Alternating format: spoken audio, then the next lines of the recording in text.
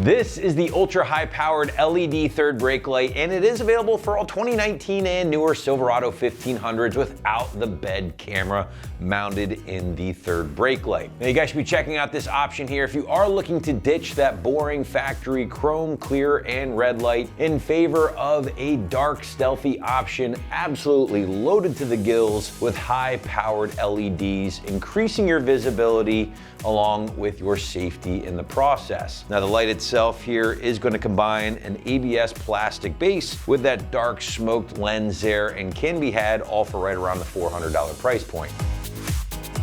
Now, the biggest feature I can think of here really boils down to that switch again from your factory red and clear third brake light to a dark and aggressive smoked option here loaded with a bunch of high-powered LED lighting. Now, this option will retain the full LED functionality from things like the high-powered red LEDs handling running and brake light duties in this very attractive LED bar that is hard to see here on the table, of course, but basically, guys, it spans the entire length of the housing from tip to tip. You are also getting bright white LEDs, again, hard to see, but they're done in these little cube shapes, and those are really going to increase your bed and cargo visibility at night. But again, coming back to that overall appearance here, and again, this is gonna be a really valuable piece if you are looking to smoke out all of the lighting on your Silverado at home. But in this case, thanks to the LEDs, you're gonna be doing that without sacrificing your total light output.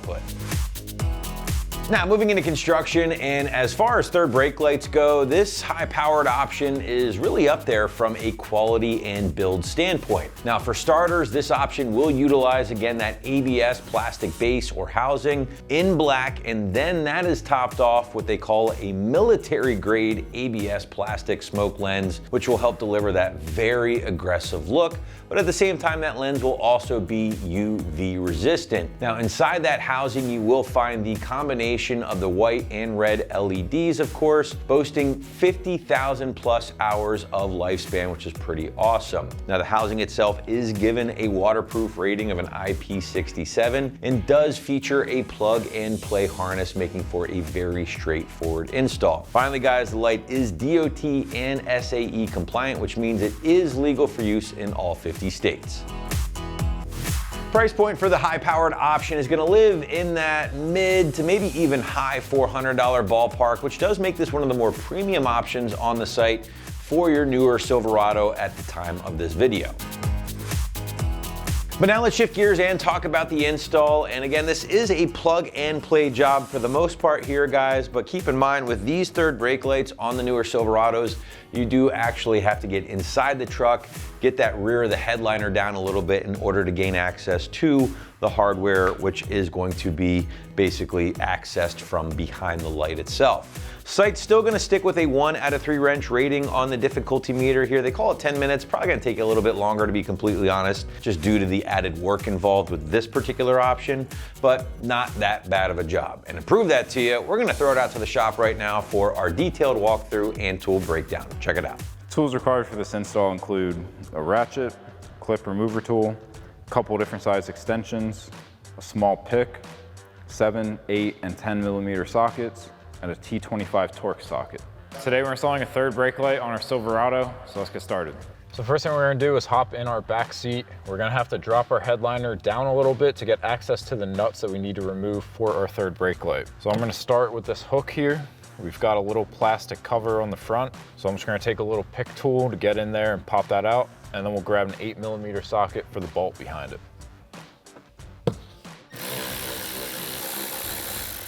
And then we just need to pop out the clip. Do that same thing on the other side. Next, we need to remove our C panel here. So we're gonna pop back our weather strip just a little bit, and then this is just held in by a bunch of clips. So we're just gonna work our way around, prying back. And then we can start to pull this back. We've got this bungee cord that's attached here. So I'm just gonna remove this screw, and then we'll pop that out and remove our panel. So I've got a 7 millimeter socket. I'll hold this so it doesn't shoot back. And then just pull down. And you can slide this panel down out of the way. You won't be able to fully get it out since your seatbelt runs through it, but we just need it out of the way. So now with that done on both sides, we're gonna start popping down our headliner. So I'm gonna work it from the back, pop it down over this window edge. So I'm just gonna pick a side to start from and just pull that out. I'm gonna tilt my headrest down to give me a little more room.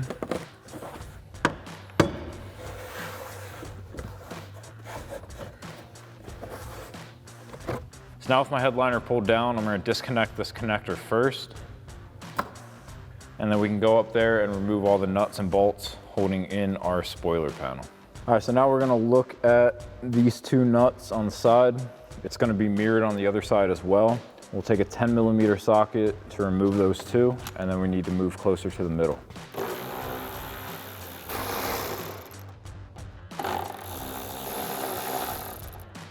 Next, we're gonna move towards the middle. We've got these two nuts here, and once again, it's gonna be the same on the other side. Grab a 10mm socket and remove those.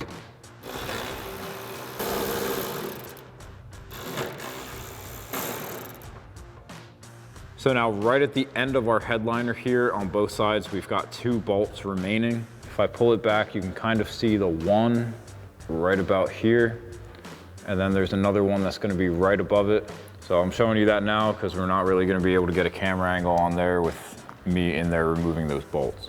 So now I'm taking a 10mm socket and extension to remove those two bolts.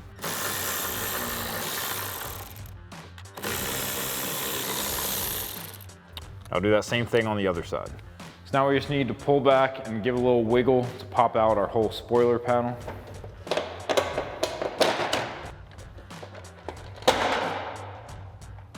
And then we're just gonna pop this grommet out and pull our wire harness through.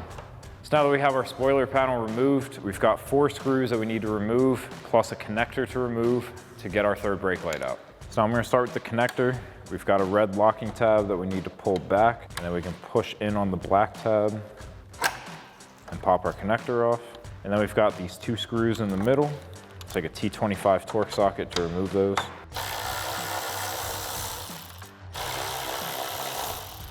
And then our last 2 are gonna be here and here.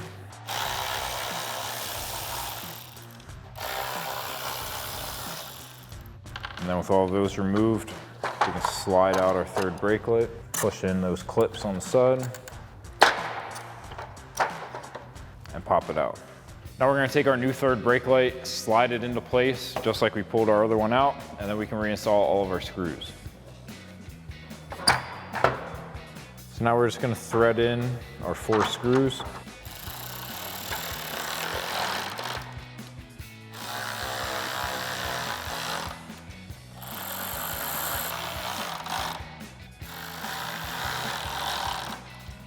And now we'll just plug in our connector and push in the red locking tab, tuck that out of the way, and then we can get this reinstalled. So now we're gonna reinstall our spoiler panel. I'm gonna start by passing our connector through the hole and getting our grommet in place. Just kind of walk it in and then pop the grommet back into that hole. And once you have that in, just line up all the studs and the couple clips with their holes and slide it in.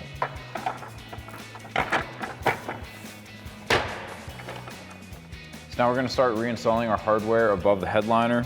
I'm gonna start in the middle and work my way out. So we've got those 2 studs, the one's right on top of the other towards the middle. We'll reach in there and thread those nuts on.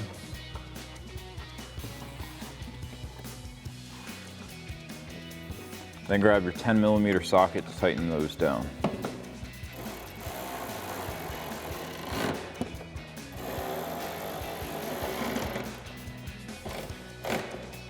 Now we'll thread nuts onto our next 2 studs.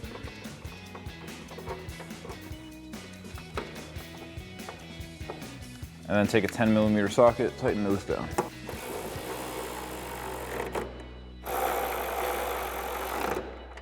Now we're gonna install those 2 bolts on the edge. These are the ones that are very hard to see. We'll just get those threading in first. And then take 10mm socket to tighten those down.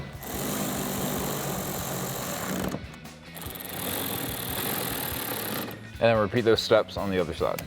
Now, last thing we need to do before we put our headliner back up is to reconnect our third brake light connector. And now we can start raising this back up into place. So now we can secure our headliner back up into place. We've got a clip around here and here that we need to engage. We need to pull this up over the lip of the rear glass. Once I have that over that lip, now I can engage those clips.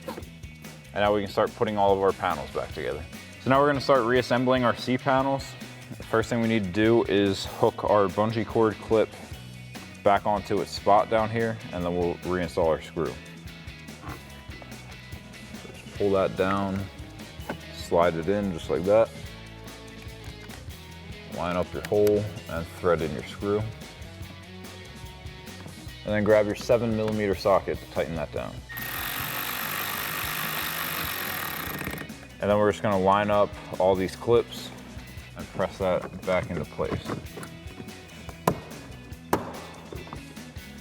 And then we can fix our weather seal. And then you can do that same thing on the other side. And now lastly, we just need to reinstall our hooks. So we've got this clip part that's gonna go into that rectangular hole. Press that in and then thread in your bolt. Then take an 8mm socket, tighten that down. And then just clip that cover back into place and do that same thing on the other side. So that'll wrap up this review and install of the ultra high power LED third brake light smoked for your 2019 and newer Silverado and Sierra 1500. Thank you for watching, and for all things Silverado, keep it right here at AmericanTrucks.com.